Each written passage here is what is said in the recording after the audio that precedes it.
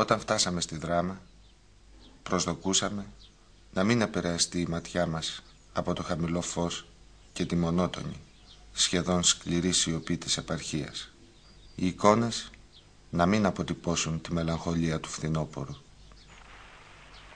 Τα ήσυχα όμως νερά θύμιζαν το χρώμα των ματιών σου όταν ταξιδεύεις στα περασμένα.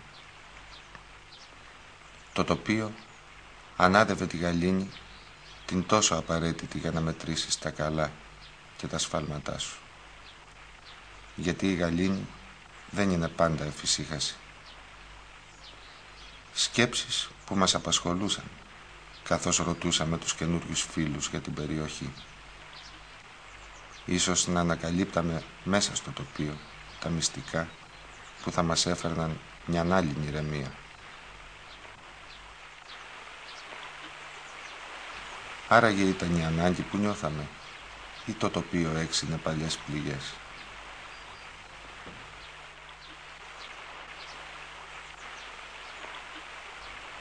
Οι φίλοι απόπνεαν την οσμή του χώρου και ένα πάθος για το καλύτερο.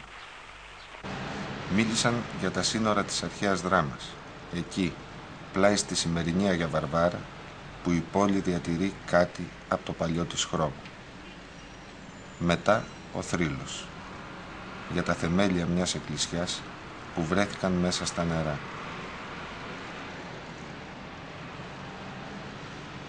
Ανάμνησή του αποτελούσε και το χτίσιμο της ομώνυμης εκκλησίας στο πλάι ακριβώς του νερού. Δεν ήρθατε σε καλή εποχή, μας λέγανε. Στο πανηγύρι που μαζεύονται οι βαρκούλες και πέφτουν βαγγαλικά, τότε είναι ωραία.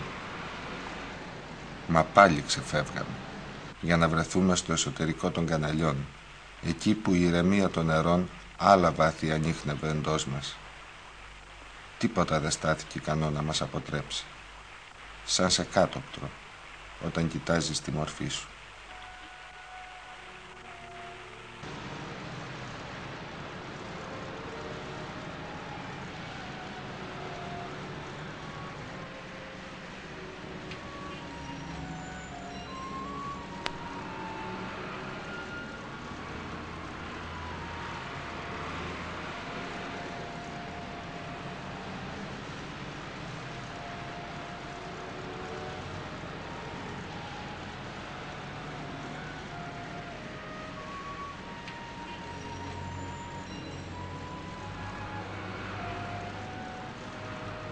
Τα παιδιά κάθε πρωί κατέβαιναν να ψαρέψουν. Τίποτα στις κινήσεις τους δεν φανέρωνε το βιαστικό ή το επίπονο. Γιατί να επιμένουμε τόσο πολύ στο παρελθόν?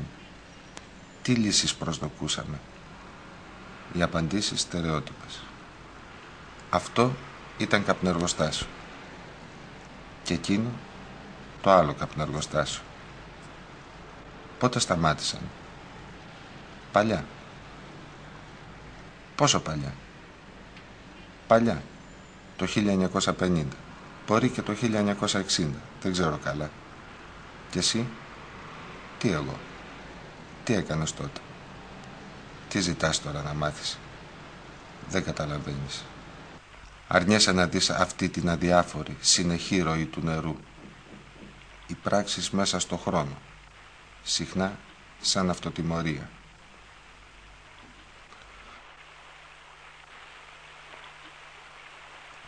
Όμως με αυτά και με αυτά δεν γράφονται τα ποίηματα. Κοίταξε πιο κάτω. Το νερό μέσα από τα κανάλια κινεί τους αλευρόμυλους. Αυτό βλέπουν τα μάτια του Μπαρμπαδημήτρη όταν λέει: εμείς έτσι τα βρήκαμε. Ο πατέρας μου, για να καταλάβεις, τα πήρε από τους Τούρκους. 200 χρόνια ιστορία και βάλε. Τι τα θέλουν τώρα?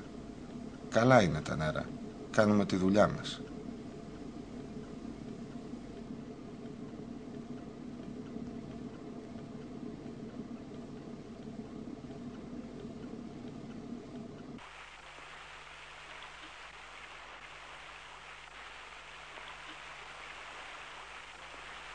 Πέρασαν τα χρόνια, άλλες οι ανάγκες, λέει ο Δήμαρχος. Δεν μπορείς να μετράς τα πράγματα με τα πριν. Τότε ερήμον ο κόσμος με τους μετανάστες. Άλλα πράγματα τραβούσαν την προσοχή. Σήμερα στην πόλη τίποτα σχεδόν δεν σου θυμίζει τα περασμένα. Οι οικονομίες των μεταναστών γίναν οικοδομές. Τόσες που ξεπέρασαν τις ανάγκες. Ήρθε ο κορεσμός. Έφτασε να υπάρχει κάμψη στη ζήτηση. Αυτό άλλαξε και την νοοτροπία. Θέλεις να παλωτριώσεις ένα στρέμμα στα νερά και σου ζητάνε 2 σε άλλη περιοχή. Ας μην έχουν τέτοια αξία. Κι ας τους είναι άχρηστα, αφού έχει χαρακτηριστεί με απόφαση σαν περιοχή πράσινη.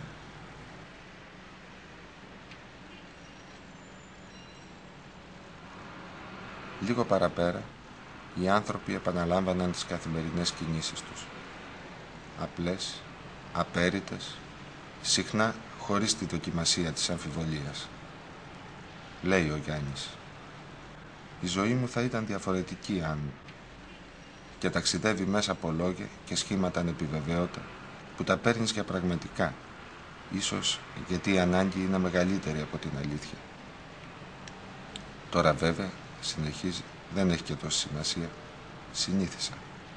Και το βράδυ στη ταβέρνα πάλι τα ίδια πρόσωπα. Κάπου έχεις ξανακούσει τα λόγια τους. Άλλη μια μέρα θα σου θυμίζει την προηγούμενη. Μήπως και το νερό τόσα χρόνια άλλαξε πορεία.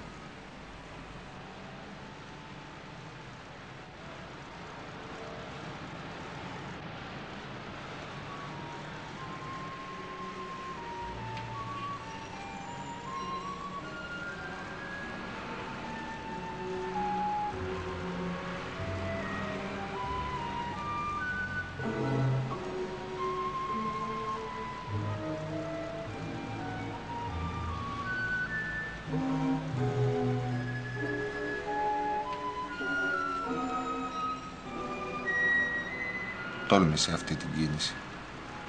Σήκωσε το ακουστικό και, όπως λέμε, σαν επίκληση, δοκίμασε τη φωνή σου. Μην ξεφεύγεις. Η επαφή δεν γίνεται με καθημερινά χιλιοϊπωμένα λόγια. Ούτε ανακαλύπτεις τίποτα στους σταθμούς ανάμεσα σε αυτούς που έρχονται και φεύγουν. Η ταχεία των 10 και 30, των 2 και 30 ή των 6 και 15. Τα λεωφορεία θα σε ταξιδεύουν πάντα στα μέρη που θέλεις να ξεχάσεις. Τα σινεμά θα σου προσφέρουν την αμνησία σε προγράμματα των 2 ωρών.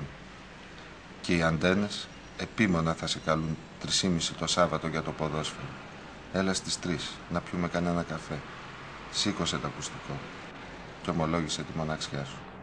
Το νερό κρύο τσιτώνει το δέρμα. Στο υγρό δωμάτιο δεν ανάψε ένα καλοριφέρ. Τρίτη μέρα με βροχή. Ένα στίχος του Ρίτσου, έτσι ασυναίσθητα. Και στη ρεσεψιόν το διπλό κονιάκ. Στους θαλάμους το ΟΤΕ φαντάρι περιμένουν. Δείχνουν ήρεμοι. Με το ακουστικό στο χέρι. Απουσία. Σε δέχομαι σαν ανάμνηση.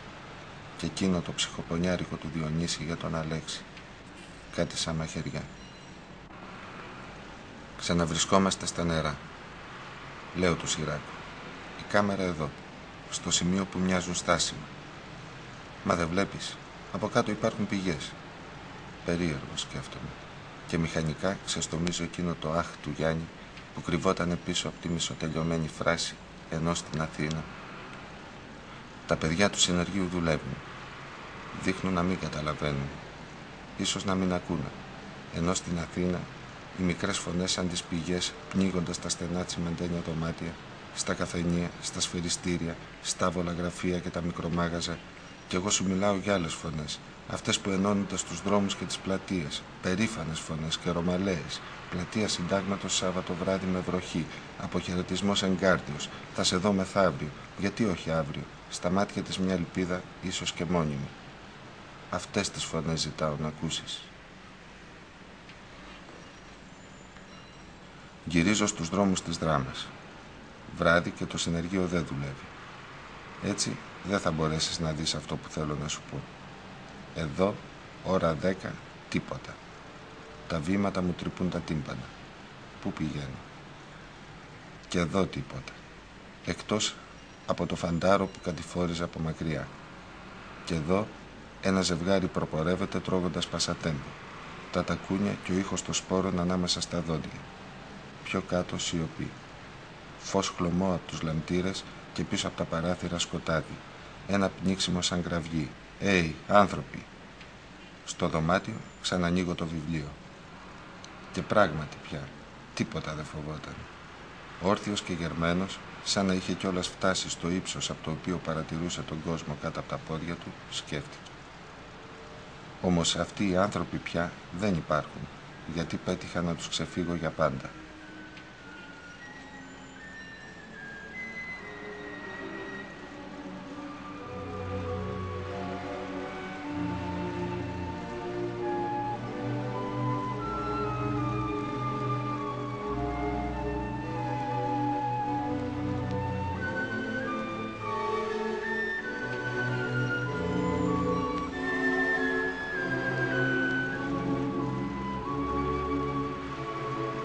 Ο Τάσης μαζεύει ήχους, αντίστοιχες καλοφτιαγμένες εικόνες, υλικό πολύ να βρίσκεται για το μοντάζ. Αυτό το χρειαζόμαστε, κράτησε το να υπάρχει. Λεπτομέρειες, φαινομενικά ασήμαντες. Κι άλλες λεπτομέρειες. Ίσως μας φανερώσουν το μυστικό. Τι ψάχνουμε? Το απόγευμα στο καφέ Ρίτσι, 6 με 8, παρέες συζητούν. Τι λένε? Ξαναγυρίζουμε στο θέμα μας που είναι τα νερά. Ζητάμε μια ιστορία που κανένας δεν ξέρει. Ίσως και να είναι τόσο καθημερινή που κανέναν δεν ωφελεί να τη θυμάται. Όπως η πολύχρονη επαφή με τους δικούς σου ανθρώπους ναρκώνει τη μνήμη. Το ότι σ' αγαπώ δεν σημαίνει ότι σε γνωρίζω, έλεγε.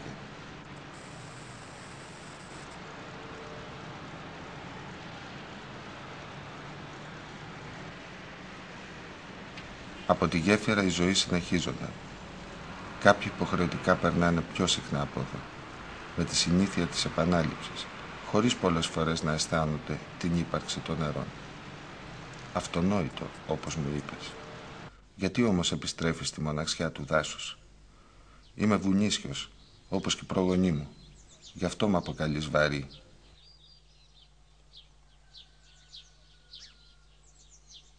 Διακλαδώνονται οι σκέψεις σου στα φυλλώματα, χάνεσαι στο ψήθυρό τους. Το χτες και αυτό που πέρασε, γιατί να μας πληγώνουν? Γιατί να αμφιβάλλουμε για κάποιες πράξεις ή έστω μερικά λόγια που κάποτε αστόχαστα ξεστομίσαμε?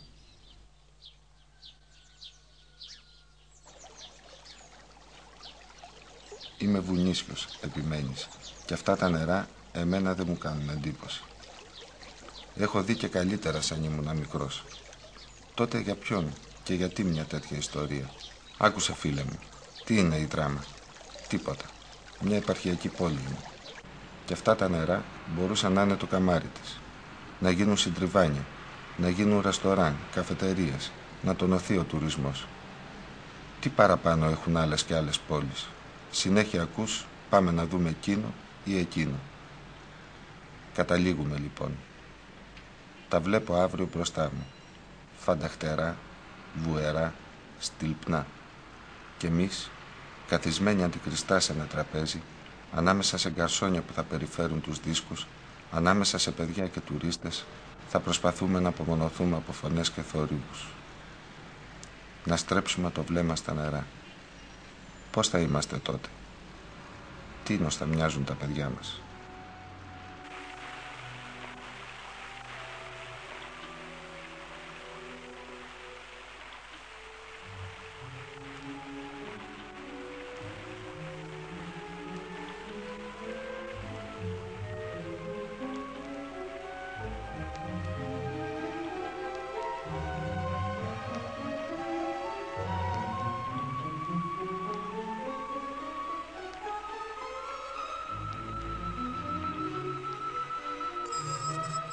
Mm-hmm.